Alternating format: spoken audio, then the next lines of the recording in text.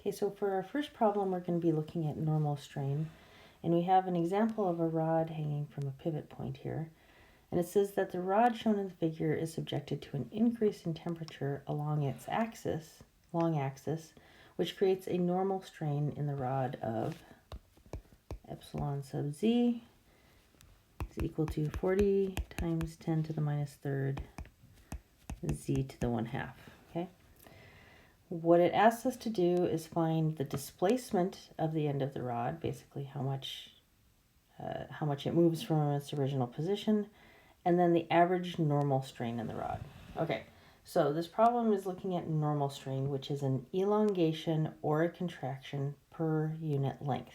Okay, so this type of deformation changes, this is a type of deformation, and it changes the size of the object. In other words, it can make it contract or shorter. It can also, depending on what's happening, if you have, for instance, a release of pressure, that can actually cause it to become longer. Or if you have some sort of tensile stress on it, okay? So the definition of normal strain mathematically is that the change in the object is equal to 1, or the final size of the object is equal to 1 plus epsilon times the initial size of the object. Okay. So again, keeping in mind that this is per unit length, which is why we've got those deltas in there. Okay. It's for a small change in length. In our problem, we're going to change this to say that, well, for every little change in the length on the final object, that's going to be equal to 1 plus epsilon times every infinitesimal change in the initial. So we're basically kind of discretizing our rod there. Okay, and then what we're going to do is we're going to integrate over the length of the rod, because we don't have infinitesimally small rod. We have, a sizable object here. So for our problem, we're going to say that z prime is equal to, well, the initial position up to the final position. So we're integrating over the length. These are the endpoints of our rod, times 1 plus, integrate 1 plus epsilon over the length of the rod. Okay. When we plug in numbers, well, our rod length goes from z equals 0 to z equals 0.2 meters. Excuse me. We've got 1 plus our epsilon. That's our normal strain. So that's 40 times negative 3 times z to the 1/2. Okay.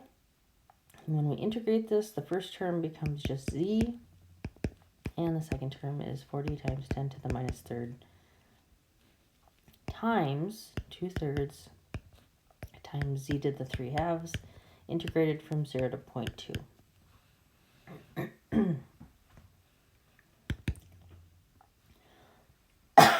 When we evaluate this at 0.2, we get 0.2 plus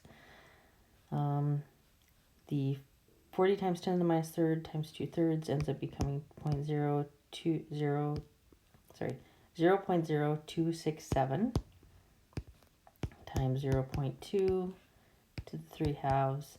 And then the other terms end up just being 0, because when we plug in 0 for z, it just ends up dropping all out, which tells us the final length of our rod is 0.2024 meters. Okay. In this case, the change in length of the entire rod, which is going to be z prime minus z, ends up being 0.2024